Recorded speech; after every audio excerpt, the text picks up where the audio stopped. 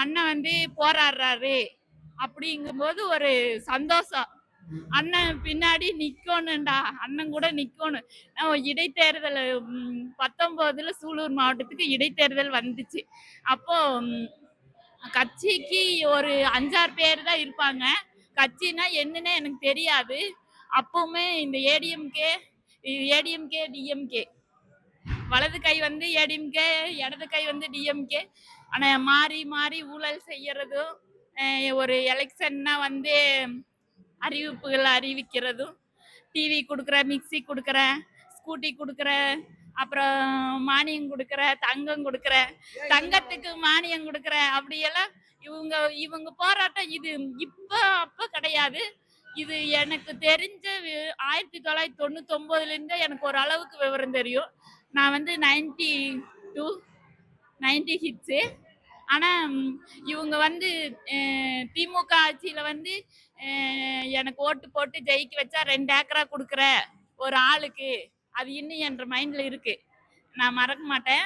அந்த ஒரு கோரிக்கை முன் வச்சாங்க. கடைசியில என்ன சொல்லிட்டாங்கன்னா, 2 ஏக்கரா இல்ல 2 அடி தான், எல்லாத்துக்குமே சுடுகாடு இருக்குது, காடுனா சுடுகாடு இருக்குது, எங்க எந்த ஊர்ல இறந்தாலும் மனிதன் அந்த ஊர்ல புதைக்கப்படுவான், ஏத்துக்குவான், அப்படி அந்தந்த ஊர்ல புதைக்கலாம் அப்படிங்கிற ஒரு சட்டத்தை கொண்டு வந்துட்டாரு. ஆனா காடு கிடையாது, அது சுடுகாடுதான் சொந்தம்னு சொல்லி இருக்கிறாரு. கலைஞர் திட்டத்துல காடு குடுக்கறேன்னு சொல்லிட்டு ஏமாத்திட்டாங்க. காடு 2 ஏக்கரா காடுன்னு சொன்னது எல்லாருமே மக்கள் வந்து நம்பி ஓட்டு போட்டு ஏமாந்துட்டாங்க. அப்புறம் அதுவும் இல்லாம போயிடுச்சு. இன்னொரு விஷயம், மறிச்சு ஏடிஎம்கே வந்துச்சு. மிக்சி கிரைண்டர் இலவசம் கொடுத்துச்சு, ஸ்கூட்டி கொடுத்தாங்க, டிவி கொடுத்தாங்க. இலவசமா கொடுக்குறாங்க. ஏன் இலவசம் கொடுக்கறது? ஏன் மக்களுக்கு நீங்க நீதியா நேர்மையா மக்கள்கிட்ட இருந்து வரி பணத்தை சம்பாதிக்கிறீங்க, அது மக்களுக்கே எடுத்து சேவையா செய்யுங்க. ஒரு வருஷத்துக்கு ஒரு பெண்மணிகளுக்கு ஒரு 50,000 ரூபாய் போட்டு விடுங்க. இல்ல நீங்க எலெக்ஷனுக்கு வர்றப்ப கோரிக்கைகள் வைங்க, வந்ததையுமே போட்டு விடுங்க.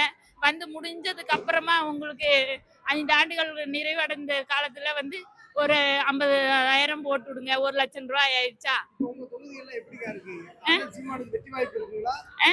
அண்ணனுக்கு சீமானுக்கு தான் ரொம்ப அதிகமான ஒரு இளைஞர்கள் வந்து எல்லாரும் முடிச்சுட்டாங்க.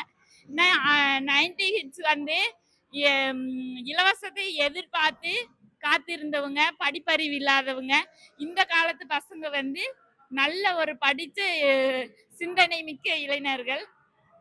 அண்ணன் வந்து நிறைய பேர்த்துக்காக போராடுறாரு. போராட்டத்துல வந்து புரிஞ்சுக்கிறாங்க. நல்லா படிச்ச இளைஞர்களும் பெண்மணியிலும் தான் முன்னாடி வந்து நிக்கிறாங்க. அண்ணனுக்கு இந்த டைம் வந்து அண்ணன் கண்டிப்பா வெற்றி பெறுவாரு. சூலூர் தொகுதியில முதல் இடமா லட்சக்கணக்கான ஓட்டில், சூலூர் தொகுதியில் 10,000 கணக்கான ஓட்டில் வந்து முன்னணியில் நின்று வெற்றி பெறுவார் என்பதை நான் உறுதியளிக்கிறேன்.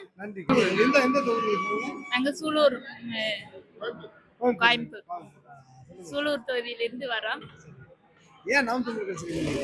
நாம் தமிழர் கட்சினா ஏன் இணைஞ்சீங்கன்னா, நான் ஒரு நல்ல கேள்வி. ஏன்னா இது சீமான் அண்ணன் தான் வந்து ஒரு உயிர்களுக்காக போராடுறாரு. எங்க அண்ணா எனக்கு அரசியல் பத்தி அவ்வளோக்கா எதுவும் ஒரு இது இல்லை. அரசியல்வாதிங்கெல்லாம் வந்து ஊழல், லஞ்சம், கொலை, கொள்ளை, லஞ்சம் அந்த மாதிரி தான்.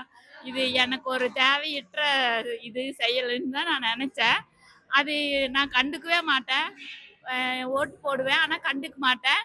எனக்கு விவரம் தெரிஞ்சு அண்ணன் வந்து ஆந்திரா காட்டுக்குள்ள என் தமிழை என்ன எப்படி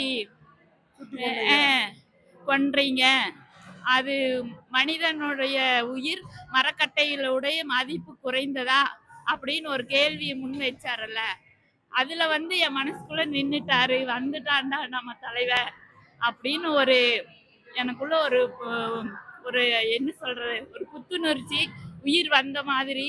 எங்க எது நடந்தாலும் இனி அண்ணா வந்து கேட்பாரு.